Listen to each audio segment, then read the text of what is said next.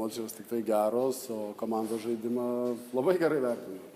Apart tų kelių minučių ir kelių prastų momentų gynyboje, kuriuos padarėm, tokias grubės klaidas antram ketvirtyje, visas varžybas gali vertinti gerai.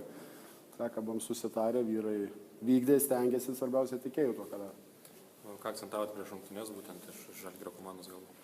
Svarbiausia, žinom, kad jų žaidimas pagrįstas žaidimų baudos aikštelė, ypač daug atkovotų kamuolių puolime, daug kamuolių siunčiama 5-4 numeriam, taip kad turėjome keletą skirtingų variantų, kaip dengsimės ir iš dalies tai pavyko. Toks sezono startas buvo šiek tiek nenusisekęs, dabar turbūt visiškai pamiršę tą nesėkmę ir pakylėti esat. Žinoma, tai palaukit, atvažiavom Kaune, laimėjom prieš Žalgirį, tai žinoma, kiekvienam klubui tai yra didelė pergalė. Ir kiek žinau, prieš sezoną buvo toks vienas iš tikslų, kad turime laimėti prieš vieną iš grandų. Taip kad labai, labai malonu yra tai laimėti čia Kaune, bet, kaip sakau ir kaip žaidėjams sakiau, susigražinom tą dabar tašką tokį, kurį pralaimėjom pirmas varžybą. Tačiau be pergalės namuose prieš Prienus šitą pergalę nieko nereikš. Praėjusiam sezone labai daug buvo Utenos Juventus rungtynių, kur paskutinėmis sekundėmis būtent pralaimėta taškų arba keliais taškais. Dabar tokia pergalė vienu tašku, galbūt tai parodo, kad po truputį tas nugalėtojų mentalitetas atsiranda galbūt. Manau, dar čia reikia laiko truputį, todėl kad esam nauja komanda ir esam kaip susirinkę tikrai labai skirtingi žaidėjai ir labai skirtingai suprantam krepšinį, galima sakyti taip, bet viskas tai žingsnis po žingsnio, tikrai pastangas vyrai deda maksimales ir aš labai patenkintas ir jų darbu, ir atsinešimu, ir treniruotėm, ir varžybom.